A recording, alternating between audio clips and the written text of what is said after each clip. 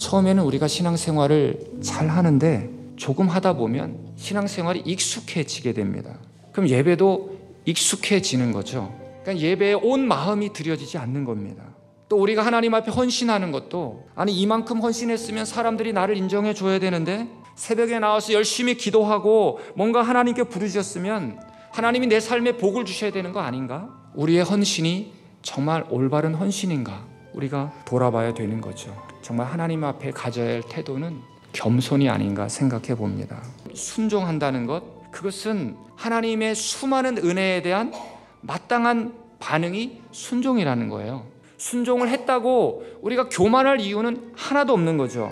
우리가 하나님 앞에 순종하는 것은 받은 은혜가 너무 감사해서 그 10,000분의 1이라도 주님 앞에 돌려드리기 위해서 그냥 주님 앞에 순종하며 섬기며 나아가는 것 뿐입니다.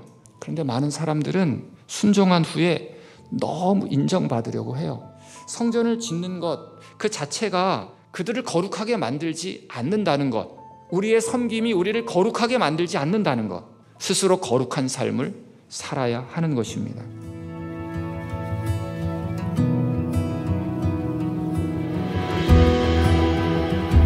오늘 선포될 하나님의 말씀 보겠습니다. 전체 다 읽지는 않고요. 학개서 2장 오늘 본문만 보겠습니다. 10절에서 23절까지의 말씀입니다.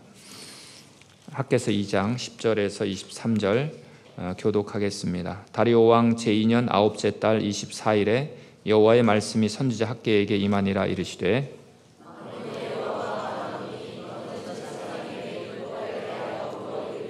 사람이 옷자락에 거룩한 고기를 쌌는데 그 옷자락이 만일 떡에나 국에나 포도주에나 기름에나 다른 음식물에 닿았으면 그것이 성물이 되겠느냐 하라. 학개가 물음에 제사장들이 대답하여 이르되 아니니라 하는지라.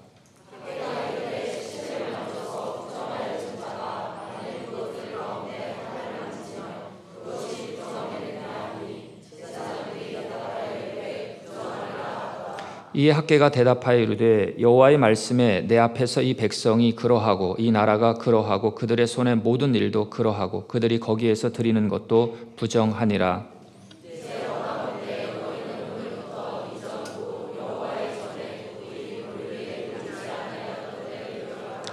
그때에는 20고루 곡식 더미에 이른즉 10고루뿐이었고 포도즙 틀에 50고루를 기르러 이른즉 20고루뿐이었었느니라.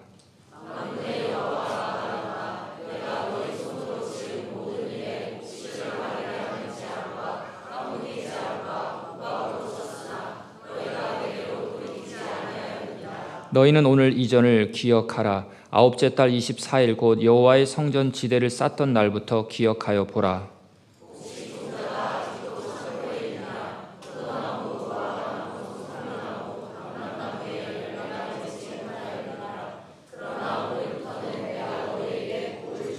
그달 24일에 여호와의 말씀이 다시 학개에게 임하니라. 이르시되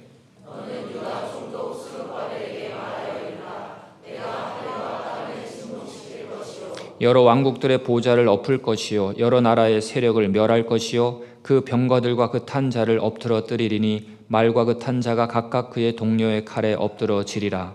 만군의 여호와가 말하노라. 스알디엘의 아들 내 종 스룹바벨아, 여호와가 말하노라. 그날에 내가 너를 세우고 너를 인장으로 삼으리니 이는 내가 너를 택하였음이니라. 만군의 여호와의 말이니라 하시니라. 아멘.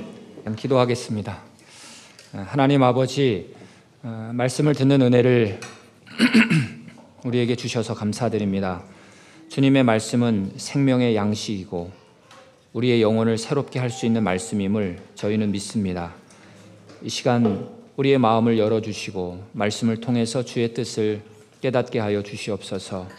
말씀을 듣는 동안 저희의 생각과 마음이 주님께 집중되게 하시고 성령님께서 저희 안에 역사하셔서 말씀의 진리를 깊이 이해하고 또 주의 뜻을 따라 살아갈 수 있는 힘과 지혜를 허락하여 주시옵소서. 예수 그리스도 이름으로 기도하옵나이다. 아멘. 할렐루야. 네, 서머타임 시작돼서 그런지 역시 1시간 좀 덜 자니까 여러분들의 모습도 덜 잔 모습이 그대로 있는 것 같습니다. 그렇지만 예배를 사모해서 나온 여러분들을 축복합니다. 오늘이 학개서 마지막 날입니다. 하나님께서 3일 동안 주신 은혜가 저에게도 많이 크고요. 오늘 학계서의 마지막을 볼 텐데 유대인들의 명절, 특히 마지막 날은 그냥 단순한 종료, 끝이 아니라 영적인 경험의 절정이고 또 더 깊은 은혜와 그리고 계시를 기대하는 시간으로 그렇게 보내고 있습니다. 그 은혜가 우리 모두에게 있기를 축복합니다. 하나님은 학계 선지자에게 4번을 말씀하셨습니다. 오늘은 3번째 말씀 또 4번째 말씀을 함께 볼 텐데요. 흥미롭게도 이 두 말씀은 같은 날 주셨습니다. 10절 말씀을 보시면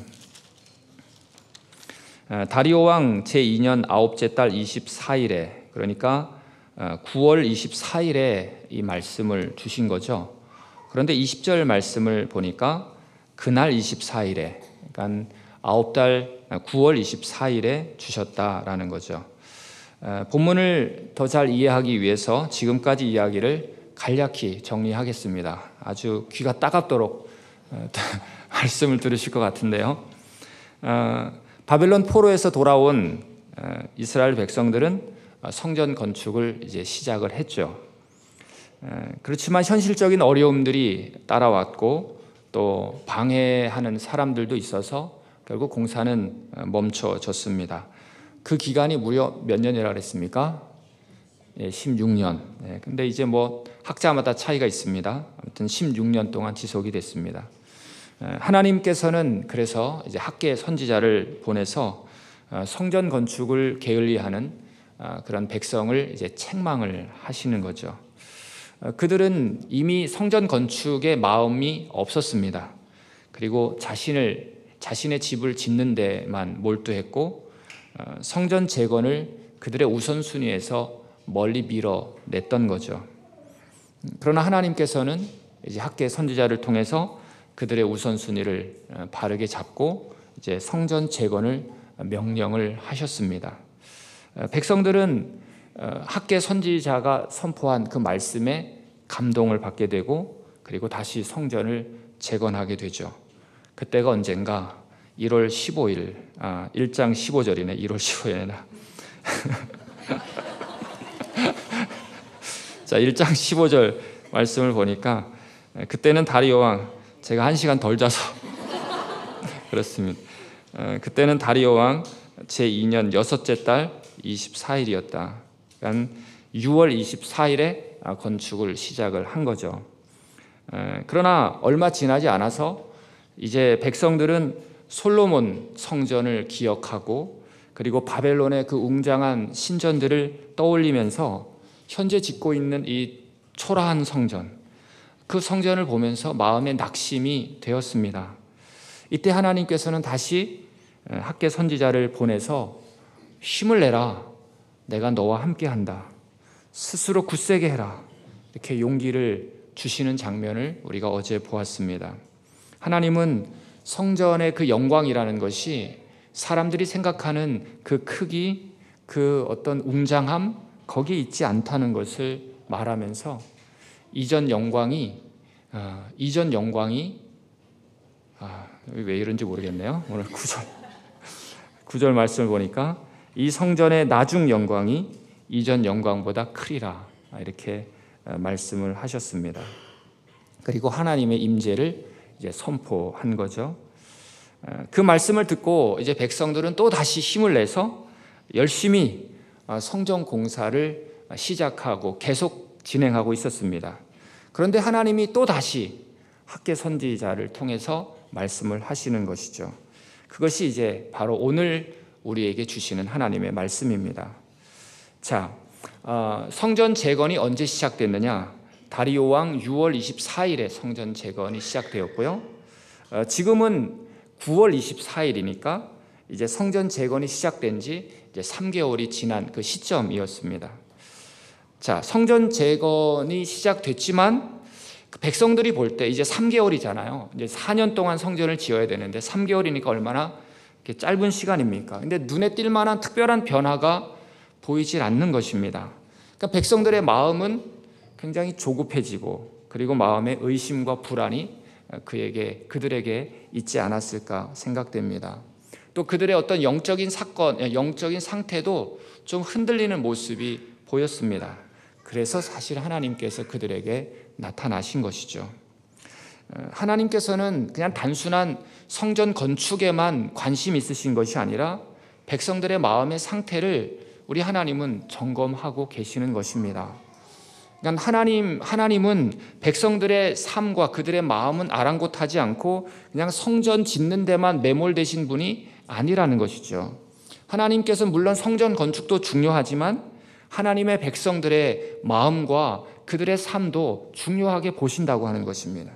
하나님께서는 사실 이 백성들의 마음, 하나님과 그 백성들 사이의 그 관계를 더욱더 돈독시키기 위해서 사실 성전 재건, 하나님께서 우리에게 사역을 맡기신 거죠. 그러니까 하나님께서는 사역만 맡겨놓고 성전 건축만 맡겨놓고 그냥 결과만 기다리시는 분이 아니라 그 과정에서 함께 하시는 하나님, 우리와 더불어 하나님의 집을 세워가시는, 그러므로 인해서 하나님을 더 사랑하게 하는 그 사람에게 하나님은 더 많은 관심이 있다는 것이죠. 하나님은 궁극적으로 하나님이 하나님의 집을 세우시는 것입니다. 하나님의 집, 교회를 내가 세운다고 생각해서는 안 되죠. 하나님께서는 그 일에 오늘 저와 여러분들을 참여시키고 계시는 것입니다. 그런데 어쩌면 우리는 이렇게 섬길수록 어느 순간 교만한 마음이 들기도 하고요. 또 섬길수록 다른 사람들을 판단하기도 합니다. 바로 이 시점, 한 3개월 정도 성전 건축을 하는 그 시점에 이스라엘 백성들의 마음에 어떤 불편한 마음들, 그리고 오만함이 싹트기 시작할 즈음에 하나님은 또 학개를 통해서 그들의 마음을 다스리고 계시는 거죠.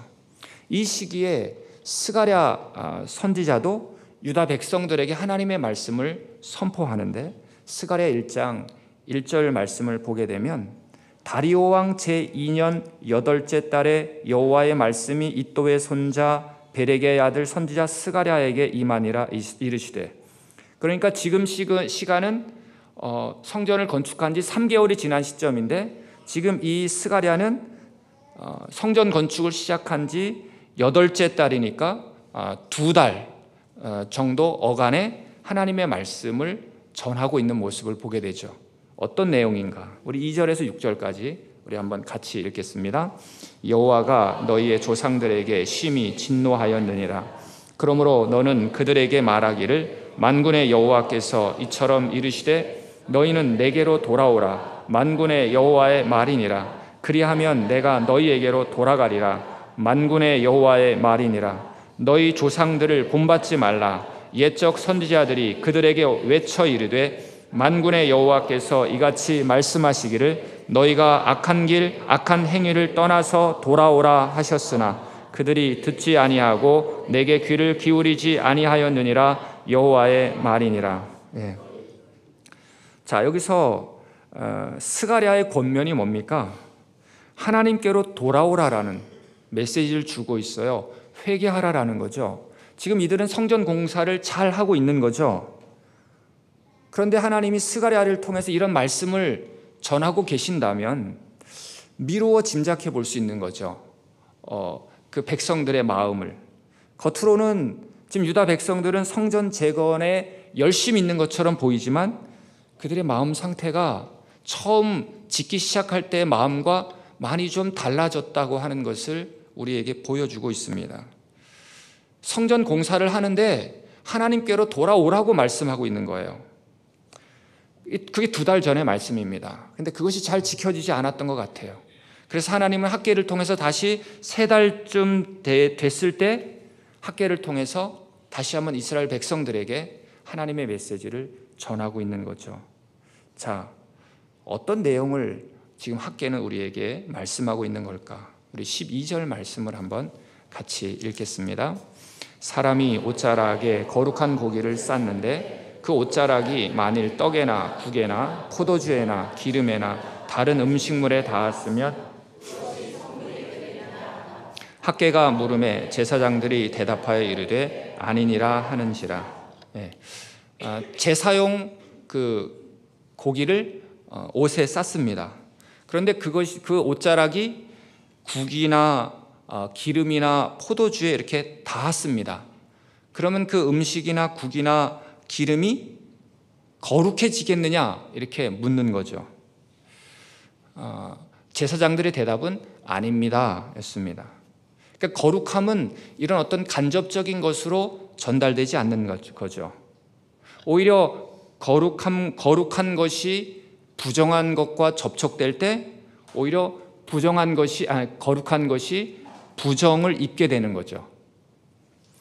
그에 대한 말씀이 13절인데요. 학개가 이르되 시체를 만져서 부정하여진 자가 만일 그것들 가운데 하나를 만지면 그것이 부정하겠느냐 하니 제사장들이 대답하여 이르되 부정하다, 부정합니다.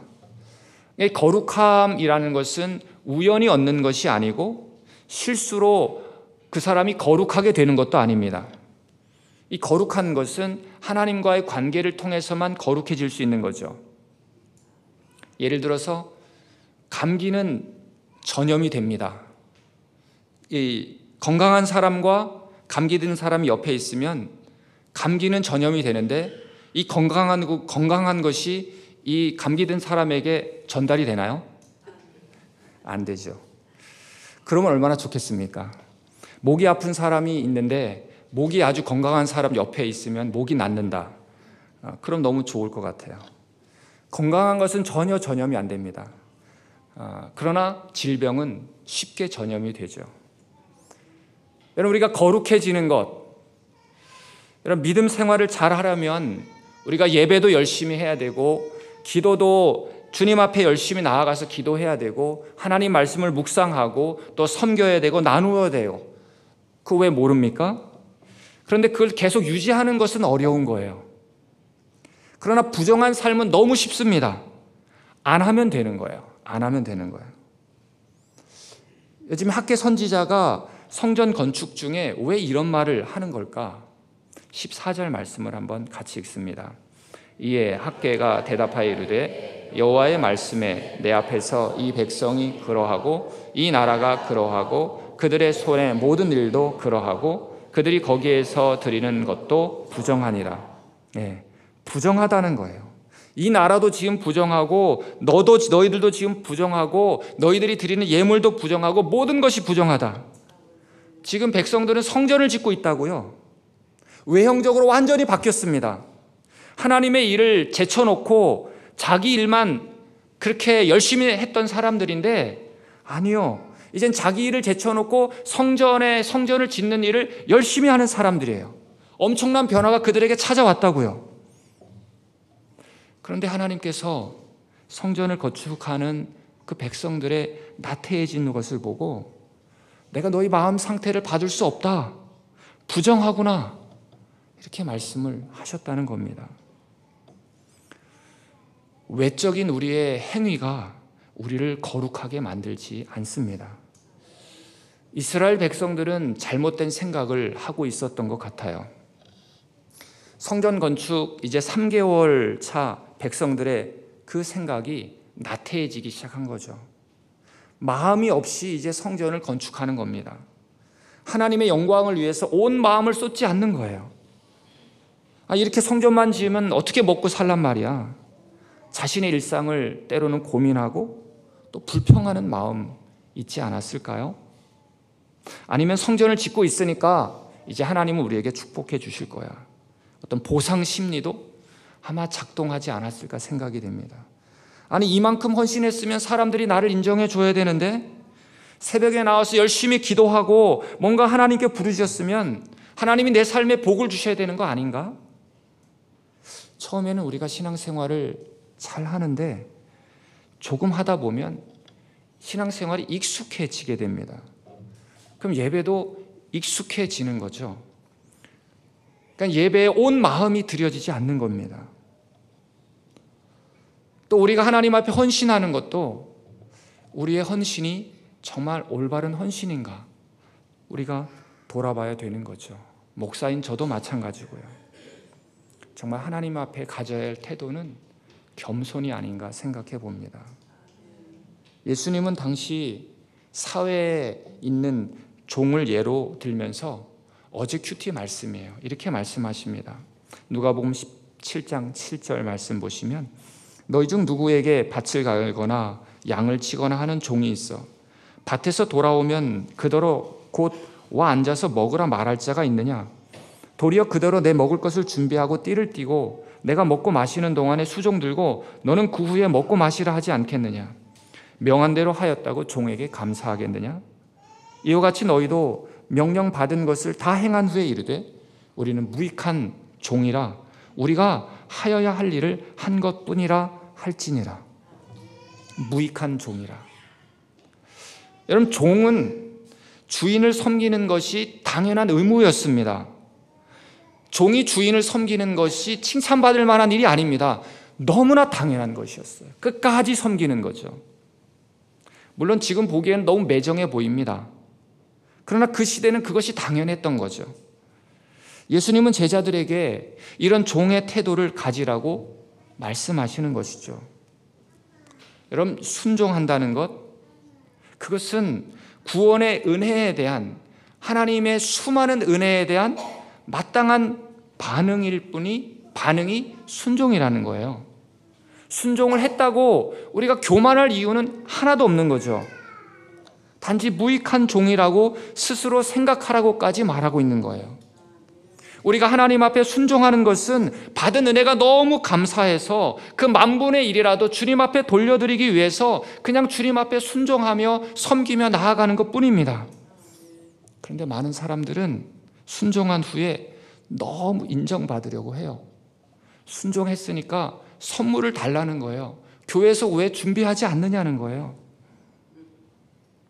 받은 은혜는 금방 잊어버리고 내가 한 작은 순종만 너무 오래 기억하는 거죠. 오른손이 한 일을 왼손이, 모든 사람이 다 알도록 선언하고 있어요. 사람들이 인정해주지 않으면 상처받고 화를 내고 교회를 떠납니다. 예수님은 지금 이런 잘못된 태도를 지적하고 있는 거예요. 물론 하나님께서 우리가 작은 순종을 할 때 하나님이 얼마나 기뻐하시는지 몰라요. 성전 건축을 순종함으로 시작한 이 백성들의 모습을 보면서 우리 하나님이 얼마나 기뻐하셨을까. 그런데 정말 그 순종할 수 있는 힘조차도 나의 의지가 아니라 하나님의 은혜로 주신 것이잖아요. 그럼에도 불구하고 우리 하나님은 나 혼자 순종한 것처럼 그렇게 기뻐하십니다. 그리고 오늘 우리에게 그 은혜를 더 부어주시는 거예요. 우리가 하나님을 정말로 사랑한다면, 그리고 하나님께 받은 은혜 정말 우리가 감사한다면 하나님을 섬길 수 있고 우리 공동체를 섬길 수 있는 기회를 주신 것에 대해서 우리는 기뻐하며 기꺼이 순종하는 것입니다. 사실 하나님께서는 우리를 무익한 종으로 보지 않잖아요. 이건 예일 뿐이지 우리는 하나님이 사랑하는 자녀라는 것이죠. 정말 우리의 이 섬김을 통해서 하나님의 사랑을 더 깊이 경험하는 저와 여러분들 될 수 있기를 축복합니다. 지금 성전을 짓고 있는 백성들의 마음 상태에 대해서 우리가 나누고 있습니다. 성전을 짓는 것 그 자체가 그들을 거룩하게 만들지 않는다는 것,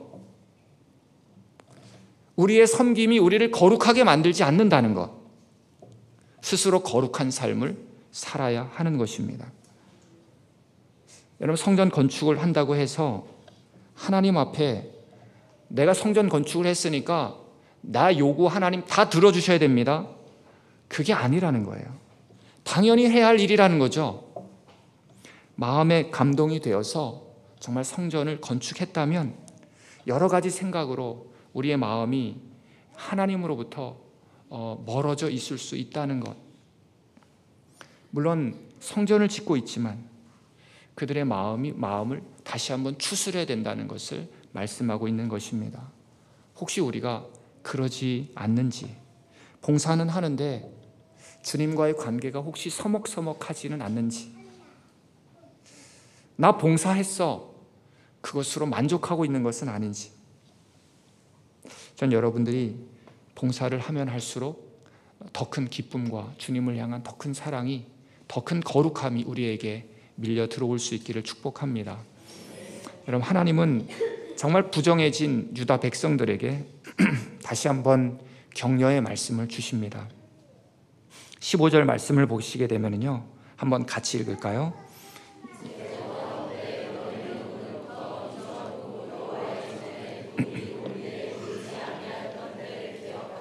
기억하라. 18절 말씀 같이 읽습니다. 너희는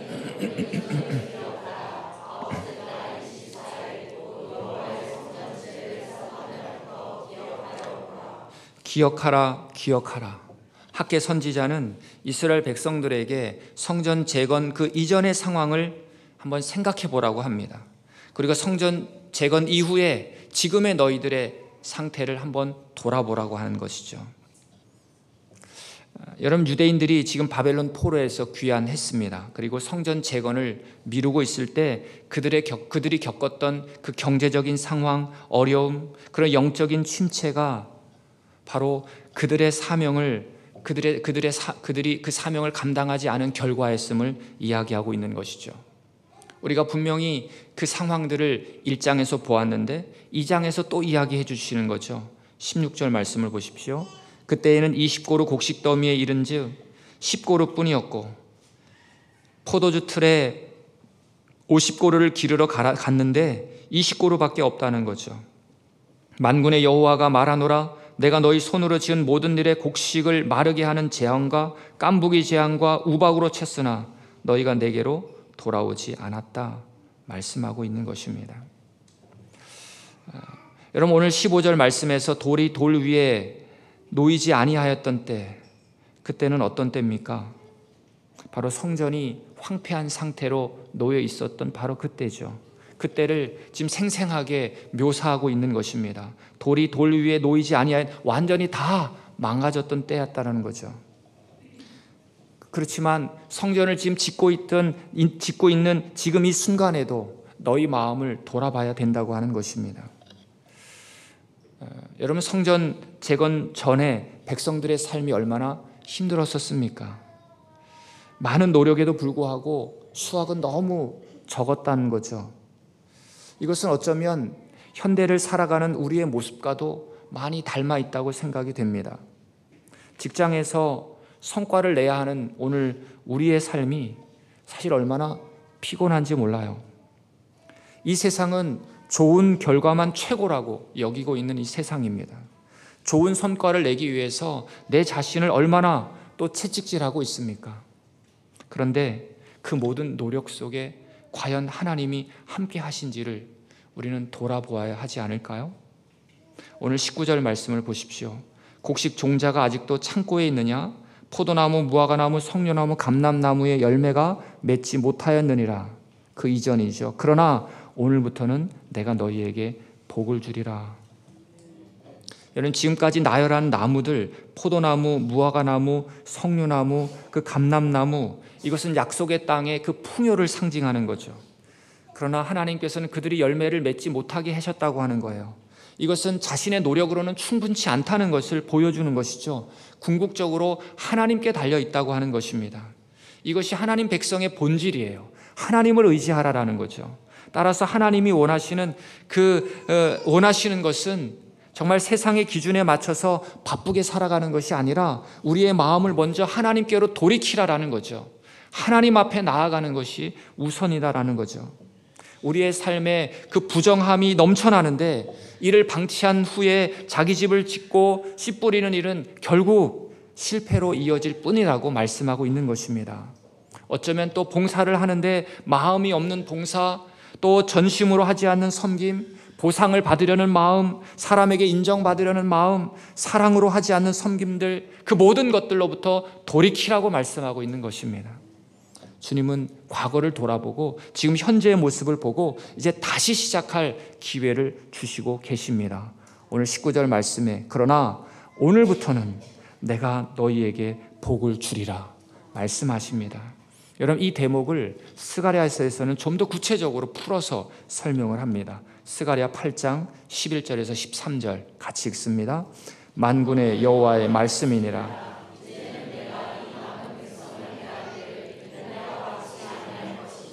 곧 평강의 씨앗을 얻을 것이라. 포도나무가 열매를 맺으며 땅이 산물을 내며 하늘은 이슬을 내리리니 내가 이 남은 백성으로 이 모든 것을 누리게 하리라.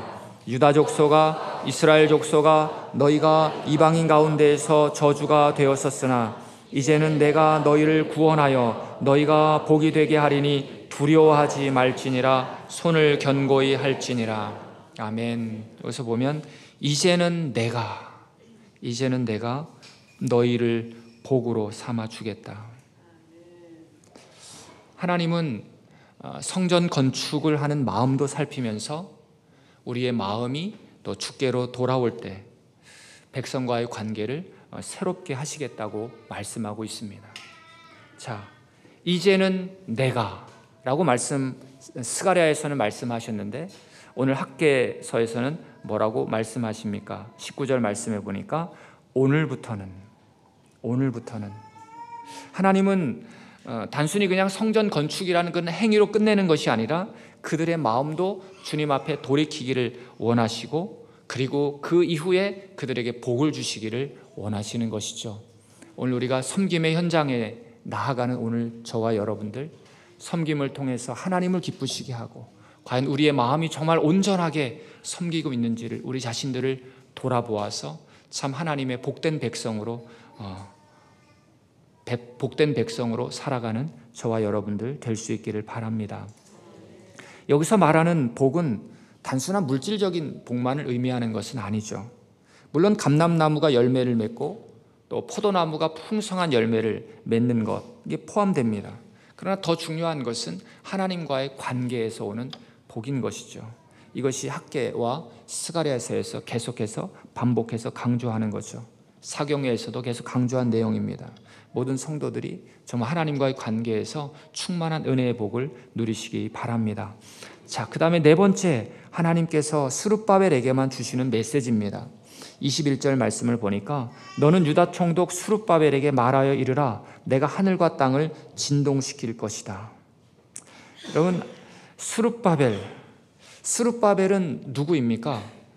이스라엘 백성들이 그 성전을 짓기 위해서 열심히 일을 할 때 그들을 이끌었던 정치적인 그런 지도자죠. 이 스룹바벨은 총독으로 알려져 있습니다. 페르시아 그 수많은 그 100개국 이상의 그 수많은 나라들을 다스리는 페르시아 제국에 그냥 종속된 작은 나라의 그냥 총독에 불과한 것이죠. 그렇지만 족보로 따지고 보면 그는 다윗 왕가에 속한 사람이었어요. 유다는 아주 작은 나라입니다. 그러나 그들을 향한 하나님의 뜻이 있음을 지금 스룹바벨에게 알려주는 것이죠. 어떤 일이 있을 것인가를 알려줍니다. 21절 말씀을 보면 중간에 내가 하늘과 땅을 진동시킬 것이요 여러 왕국들의 보좌를 엎을 것이요 여러 나라의 세력을 멸할 것이요 그 병거들과 그 탄 자를 엎드러뜨리리니 말과 그 탄 자가 각각 그의 동료의 칼에 엎드러지리라. 하나님께서 어제 말씀하셨지만 또다시 반복해서 모든 나라를 진동시킬 것이다.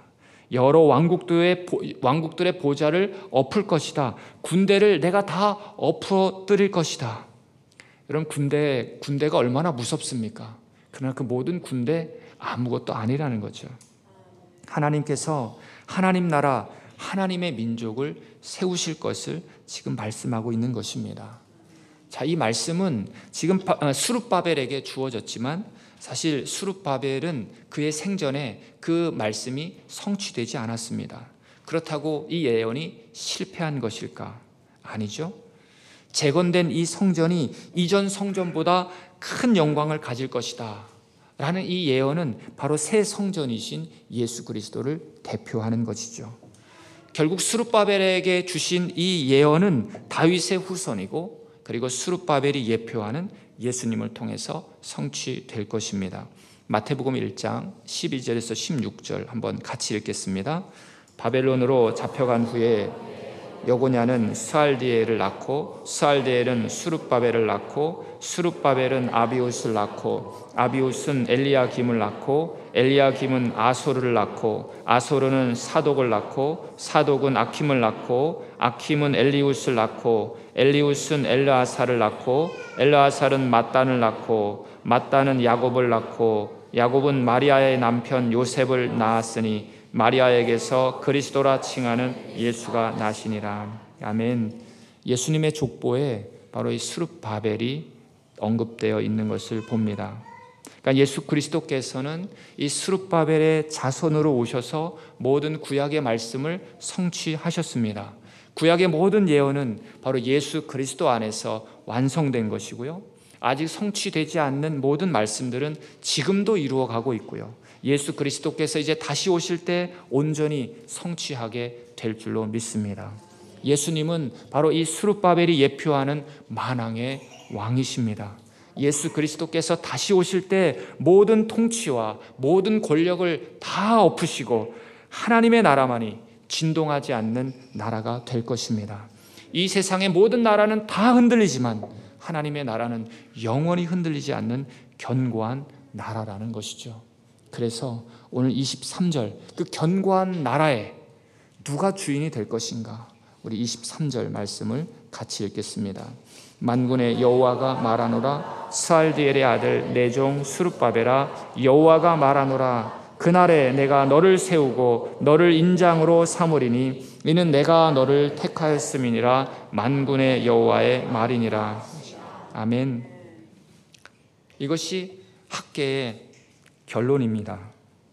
전 세계적인 심판이 임하는 날, 그러나 그날 택하신 종 이 스룹바벨을 안전하게 취하셔서 도장으로 삼을 것이다. 인장이 도장이죠. 물론 독일에서는 도장을 쓰지 않습니다. 우리는 한국에서 왔는데 한국에서도 도장이 있었잖아요. 근데 도장을 쓰는지는 잘 모르겠습니다. 근데 어디에 그 도장이 굴러다니는지도 잘 몰라요. 그런 굴러다니는 도장이면 큰일 나죠. 그러나 그 도장은 어떤 도장인가? 아가서 8장 6절 말씀 한번 같이 읽겠습니다. 너는 나를 도장같이 마음에 품고 도장같이 팔에 두라. 사랑은 죽음같이 강하고 질투는 수월같이 잔인하며 불길같이 일어나니 그 기세가 여호와의 불과 같으리라. 아멘. 술람미 여인이 사랑하는 사람을 향해서 말하는 것이죠. 나를 도장같이 마음에 품으라. 당시 도장은 정말 중요한 것이었습니다. 귀중한 것이죠. 그래서 끈에다 묶어서 목걸이처럼 속에 간직했던 것이 바로 이 도장이었습니다. 너무 소중하니까. 지금 여인이 남자를 향해서 당신의 품에 안겨서 내가 그런 존재가 되고 싶다고 이야기를 하는 거죠. 여러분, 예수 그리스도로 시작되는 그 하나님의 나라에서 하나님의 백성은 예수를 믿는 사람들이고 그리고 교회입니다. 그런데 오늘 23절에서 이 말씀은 오늘 우리를 하나님의 왕국에서 인장으로 여기겠다고 하는 뜻입니다. 가장 소중한 사람들로 세우겠다고 하는 거죠. 여러분, 우리에겐 정말 감당할 수 없는 은혜입니다. 흔들리지 않는 나라에서 우리를 인장같이 여겨주겠다고 하는 거예요. 그러므로 스룹바벨과 여호수아 그리고 이스라엘 백성들은 그 하나님의 말씀에 순종해서 단마음으로 성전을 건축하라라는 것입니다. 그러므로 교회된 성도들아, 너희들도 하나님의 말씀에 순종하여 기쁨으로 교회를 세우는 이 귀한 사역에 쓰임받기를 바란다. 너희는 나의 인장이다. 너희는 나의 가장 귀중한 존재야. 이렇게 말씀하고 계시는 것입니다. 여러분, 지금까지 말씀을 통해서 전했던 하나님의 백성들의 우선순위, 정말 하나님을 내 삶의 가운데 두는 이 우선순위가 회복되는 은혜가 저는 우리 모두에게 있기를 바랍니다. 자, 그렇게 오늘 우리가 살아간다면 주께서 약속하신 대로 오늘부터는 내가 너희에게 복을 주리라, 약속이 성취될 줄로 믿습니다. 정말 이 정말 영원히 흔들리지 않는 그 하나님의 나라를 위해, 그리고 교회를 교회되게, 그리고 내 영혼의 집을 아름답게 세워가는 정말 모든 주의 백성들이 되시기를 주님의 이름으로 바라겠습니다. 함께 기도하겠습니다. 여러분, 섬기는 내 마음을 돌아봅시다. 영원히 흔들리지 않는 그 하나님의 나라를 위해 살게 하시고, 우리의 삶의 우선순위가 하나님 중심으로 회복되는 은혜를 주시고, 정말 우리를 도장같이 인장같이 그 흔들리지 않는 하나님의 나라에서 우리를 그렇게 여기시는 하나님 앞에 감사하며, 우리를 가장 소중하게 여기시는 하나님 앞에 우리의 마음에 가장 소중한 것을 주님 앞에 드리는 저와 여러분들 됐으면 좋겠습니다. 기도하겠습니다. 하나님 아버지, 감사합니다. 정말 흔들리지 않는 하나님의 나라가 지금 우리 가운데 오고 있습니다. 이 땅은 너무나 흔들립니다. 이 세상을 바라보며 사람들은 근심하고 두려워하고 이 세상은 어쩔 줄 몰라 합니다. 하나님 아버지, 경제적인 동향과 세계적인 동향과 정치적인 동향들이 너무나 많이 흔들리고 있습니다. 하나님, 그 가운데 우리가 안전한 것은 흔들리지 않는 하나님의 나라가 우리 가운데 있고 내가 그 나라에 속해 있기 때문임을 믿습니다. 특별히 그 나라에서 하나님 아버지 스룹바벨을 하나님 인장으로 여겼던 것처럼 오늘 하나님의 말씀 안에 순종하여 교회를 교회답게 세우며 하나님 아버지 내 마음의 성전을 아름답게 세워나가는 우리를 하나님 인장으로 여겨주시는 그 하나님 앞에 감사와 영광을, 찬양을 하나님 주님 앞에 올려드립니다. 하나님, 우리의 삶의 모습들을 이 시간 돌아보게 하시고 하나님 아버지 부정해진 모습들은 없는지를 돌아보기를 간절히 원합니다. 하나님, 우리는 교회이기에 하나님의 성전이기에 거룩해져야 되는 하나님의 사람들임을 고백합니다. 하나님의 말씀으로 우리가 거룩한 삶을 살아가게 하시고 날마다 주님께서 주시는 은혜의 하나님 풍성함을 우리가 누리며 나아갈 수 있도록 하나님 인도하여 주시기를 간절히 원합니다. 하나님 아버지, 기억하라, 생각하라 말씀하신 하나님 아버지, 돌아보고 우리가 하나님 어떠한 삶을 살고 있는지를 다시 한번 하나님 아버지 우리의 말씀 속에서, 삶 속에서 하나님 내어놓게 하시고, 때로는 하나님 회개하며 하나님의 은혜를 구하며 나 혼자 할 수 없음을 주님 앞에 고백하며 믿음으로 나아가는 우리의 삶이 될 수 있도록 하나님 인도하여 주시기를 간절히 원합니다. 거룩한 주님의 나라가 오고 있습니다. 하나님, 주님 맞을 준비를 감당하는 저희들 될 수 있도록 도와주시고, 우리 하나님께서 가장 소중하게 여기시는 인장으로 하나님 우리 하나님이 삼을 수 있도록 날마다 주님을 바라보며 우리의 마음의 중심을 주님 앞에 두며 이 땅 가운데서 하나님의 나라를 위해 살아가는 우리 모든 성도들 될 수 있도록 주여 이끌어 주시기를 간절히 원합니다. 하나님 아버지, 영원히 흔들리지 하나님의 나라, 하나님 그 나라에 하나님 아버지 우리가 충성하고 헌신하며 주님의 귀한 은혜를 누리며 나아가는 하나님의 백성들 될 수 있도록 인도하여 주시옵소서. 영적으로 무감각해져 있는 우리의 모습들을 돌아볼 수 있도록 하나님 인도하여 주시고, 나태해져 있는 우리의 모습들 다시 한번 돌아보게 하시고 주님 앞에 회개하며 하나님 아버지 가장 최상의 것들을 하나님 앞에 드리는 믿음의 사람들 될 수 있도록 하나님 인도하여 주시기를 간절히 원합니다. 하나님, 학계 사경회를 통해서 우리를 다시 한번 돌아보게 하시고 하나님의 은혜를 우리가 사모하게 하시며 하나님 아버지 믿음의 발걸음으로 우리가 나아가게 하신 것 감사합니다. 이제부터는 너희에게 복을 주리라 말씀하셨사오매 하나님, 그 복이 우리 모두의 복이 될 수 있도록 도와주시고 하나님 아버지 살아계신 하나님과 깊이 있는 교제 속에 모든 영광과 감사와 찬양을 주님 앞에 올려드리는 우리의 삶이 될 수 있도록 주여 이끌어 주시옵소서. 감사합니다. 하나님 아버지, 학계 사경회를 통해서 함께 하나님의 말씀 앞에 서게 하심을 감사드립니다. 하나님께서 우리의 예배와 섬김, 봉사뿐만 아니라 우리의 마음과 삶의 모든 영역을 보고 계심을 또 깨닫게 하심에 감사드립니다. 형식적인 신앙에 머물지 않게 하여 주시고 일상의 모든 순간에서 하나님을 예배하는 거룩한 삶을 살게 하여 주시옵소서. 내 마음이 성전이기에 하나님 거룩해져 가야 됨을 믿습니다. 우리가 때로는 마음의 나태함으로, 영적인 무감각함으로 하나님의 마음을 아프게 한 저희들을 이 시간 회개합니다. 주님 용서하여 주시옵소서. 정말 학계 선지자를 통해서 백성들을 계속해서 깨우셨던 것처럼 우리의 마음도 새롭게 하시고 하나님 학계의 말씀을 통해서 날마다 도전을 받는 은혜가 있게 하여 주시옵소서. 하나님 아버지, 정말 우리의 보배가 되신 주님, 영원히 흔들리지 않는 하나님의 나라를 바라보며 살게 하여 주시고 먼저 주의 나라와 그의 의를 구하는 우리의 삶이 될 수 있기를 간절히 원합니다. 우리를 가장 소중한 인장으로 삼으심에 감사드리며 모든 영광과 찬양 주님 홀로 받으시옵소서. 예수 그리스도 이름으로 기도하옵나이다. 아멘. 우리 다 같이 일어나셔서 우리 주의 나라 임할 때 우리 함께 찬양합니다.